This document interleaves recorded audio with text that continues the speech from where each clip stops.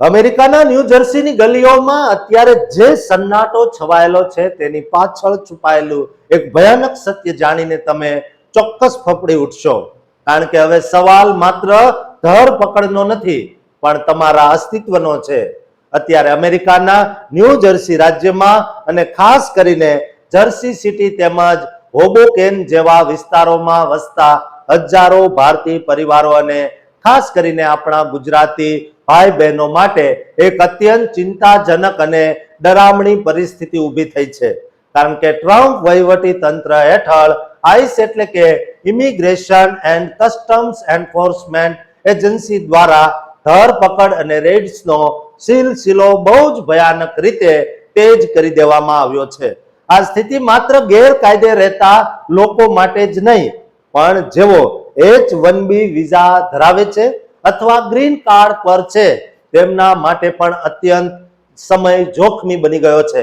કારણ કે હવે સરકાર માત્ર બોર્ડર પર જ નહીં પણ સીધા તમારા કામના સ્થળો પર એટલે કે વર્ક સાઇટ રેડ્સ કરીને તપાસ કરી રહી છે. ન્યૂ જર્સીના જે વિસ્તારોમાં આપણો દેશી સમુદાય છેલ્લા 50-60 વર્ષથી બહુ મોટી સંખ્યામાં વસે છે ત્યાં અત્યારે ફફડાટનો એવો માહોલ છે કે લોકો ઘરની બહાર નીકળતા પણ ડરી રહ્યા છે. આઈસ એજન્ટો ગમે ત્યારે ગમે ત્યાં ત્રાટકે છે અને નાની અમથી ભૂલ હોય તો પણ સીધા દેશ નિકાલ એટલે કે ડિપોર્ટેશનની કાર્યવાહી શરૂ કરી દેવામાં આવે છે. આ આક્રમકતાના કારણે ઇન્ડિયન ડાયસ્પોરામાં બહુ મોટો રોષ અને ભય જોવા મળી રહ્યો છે. કારણ કે આ એજન્સી હવે સ્થાનિક પોલીસ સાથે મળીને સર્વેલન્સ વધારી રહી છે, જે ખરેખર લોકશાહીમાં ચિંતાનો વિષય છે. પણ આ કપરા સમયમાં ન્યૂ જર્સીના દેશી કાર્યકર્તાઓ અને એક્ટિવિસ્ટોએ હિંમત હાર્યા વગર આઈસ વિરુદ્ધ મોટો પ્રતિકાર અને વિરોધ ચાલુ રાખ્યો છે.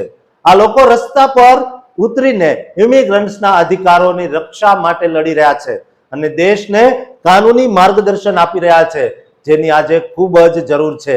એટલું જ નહીં પણ ન્યૂ જર્સીની રાજ્ય સરકારે પણ આ બાબતે બહુ જ કડક વલણ અપનાવ્યું છે અને આઈસ ડિટેન્શન ફેસિલિટી વિરુદ્ધ બહુ મોટી કાનૂની લડત ચાલુ રાખી છે.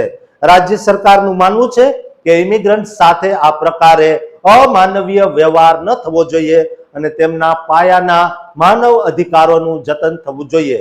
છતાં પણ ટ્રમ્પ સરકારની નવી નીતિઓ એટલી કડક છે કે કાનૂની વિઝા ધરાવતા લોકોની જૂની ફાઇલો પણ નવેસરથી તપાસવામાં આવી રહી છે, જેના કારણે H-1B વિઝા પર નોકરી કરતા આઈટી પ્રોફેશનલ્સ અત્યારે ભારે માનસિક તણાવમાં જીવી રહ્યા છે. આ ડર માત્ર ધરપકડનો નથી પણ એ વર્ષોની મહેનત અને સપનાઓનો છે જે આ પરિવારોનું લોહીનું પાણી કરીને અમેરિકાને ઊભું કર્યું હતું. વ્હાઇટ હાઉસની નવી ઇમિગ્રેશન પોલિસી મુજબ હવે નાની અમથી વિસંગતતા પણ તમને કાયમ માટે અમેરિકાની બહાર ધકેલી શકે છે. ન્યૂ જર્સીમાં જે પ્રકારે વાતાવરણ ગરમાયું છે તે જોતા એવું લાગે છે કે આવનારા દિવસોમાં આ સંઘર્ષ વધુ તીવ્ર બનશે. ગુજરાતીઓએ અત્યારે પોતાના દસ્તાવેજો અને કાનૂની સ્ટેટસ બાબતે બહુ જ સાવધ રહેવાની જરૂર છે અને કોઈ પણ પ્રકારની બેદરકારી તમારા આખા પરિવારને કાયમ માટે વેર વિખેર અત્યારે જ કરી શકે છે. આ લડાઈ અત્યારે અમેરિકાના ન્યાયાલયોમાં પણ ચાલી રહી છે અને ફેડરલ જજ સુધી આ મામલો પહોંચ્યો છે. પણ ગ્રાઉન્ડ લેવલ પર સામાન્ય લોકોની મુશ્કેલીઓ દિવસે ને દિવસે ખૂબ વધી રહી છે. આઈસ દ્વારા કરવામાં આવતી આ કાર્યવાહીને કારણે અનેક ગુજરાતી પરિવારો અત્યારે છૂટા પડી ગયા છે. લોકો પર લટકતી તલવાર નીચે જીવવા મજબૂર થવું પડે છે.